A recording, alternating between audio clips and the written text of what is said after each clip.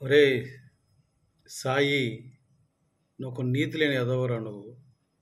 నీ సర్టిఫికెట్లు ఏమీ అక్కర్లేదు మా పవన్ కళ్యాణ్ గారికి. మా పవన్ కళ్యాణ్ గారు కారణ జన్ములు. నీలాంటి లఫ్ట్ ఎదవల చేత సర్టిఫికెట్లు ఇప్పించుకునేంత పరిస్థితులు ఆయన లేడు. ఆయన మొట్టమొదటి నుంచి ఒకే రీతిగా ఉన్నాడు, ఒకే తీరుగా ఉన్నాడు. కానీ మీలాంటి ఎదవలు, అందులో సాయి అని ఒక జర్నలిస్టు, టీవీ యాంకర్ వాడు ఎంత నీచంగా నువ్వు తెలుసుకో. ఇవన్నీ చేసావు కదా. నువ్వు సర్టిఫికేట్ ఇస్తున్నావు, బాధ్యతగా చేస్తున్నాడు పవన్ కళ్యాణ్ గారిని. నువ్వు చెప్పింది ఏంటి కారణం? పవన్ కళ్యాణ్ గారు తన కుమార్తె ఆజ్ఞను తీసుకొని శ్రీహరికోట కావచ్చు, కాకినాడ కావచ్చు తిరిగి వెళ్తున్నారు అని నువ్వు చెప్తున్నావు. ఆయన ఇప్పుడే కాదురా, ఒక్కసారి గత వీడియోలన్నీ చూసుకో.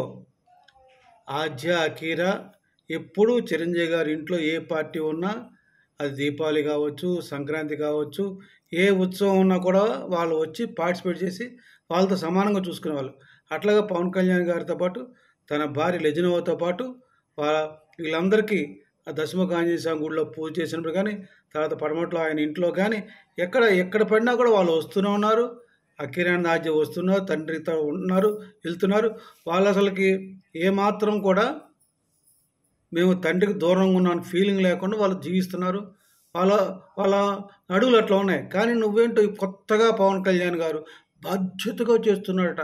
తప్పుడు ఎదవా. పవన్ కళ్యాణ్ గారు కారణ జన్మలు. ఆయనకి సమాజం అన్నా, పెద్దలన్నా, పిల్లలన్నా చాలా ఆపేక్ష, అభిమానం. ఆయన ఎంతో బాధ్యతగా ఉంటారు. అందరినీ సమానంగా చూడాలనుకుంటారు. అందరూ బాగుండాలని కోరుకునే వ్యక్తి ఆయన. నువ్వు తెలుసుకో, అంతేగాని ఏదో బోడి సలహాలు ఇచ్చేస్తాను, బోడీని ఎప్పుడు ఫస్ట్ నుంచి చెప్తుంటాను.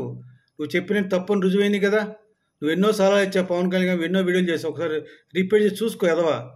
ఆ రిపోర్ట్ చూసుకుంటే నువ్వు ఏ సలహా ఇచ్చావో, పవన్ కళ్యాణ్ గారు నీ సలహాల ప్రకారం కాకుండా ఆయన ఎంత ఉందాగా పార్టీని నడిపించారో, ఎంత ఉందాగా ఉన్నారో, ఎంత అభివృద్ధి అయ్యారో అన్నీ కనిపిస్తాయి అందులో.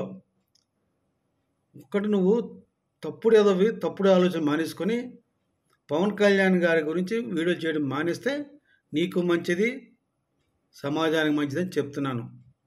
నీకు కళ్ళు చెవులు దొబ్బినట్లున్నాయి. అందుకే పవన్ కళ్యాణ్ గారిని ఇప్పుడు పొగుడుతున్నావు. ఒకటి, నువ్వు ఏమైనా సలహాలు ఇచ్చుకోవాలనుకున్నా, సూచనలు చేయాలనుకున్నా, మెప్పులు పొగిడి ఏమంటారు డంబులు కొట్టుకొని మోజెట్ ఎక్కించుకోవాలన్నా జగన్మోహన్ రెడ్డి, మిగతా వైసీపీ నాయకులు ఉన్నారు, వాళ్ళకి ఇచ్చుకో. ఇంకెప్పుడు పవన్ కళ్యాణ్ గారి గురించి మాట్లాడుదని హెచ్చరిస్తూ నీకు హెచ్చరిస్తున్న రాఘవరావుని. జై జనసేన, జై హింద్.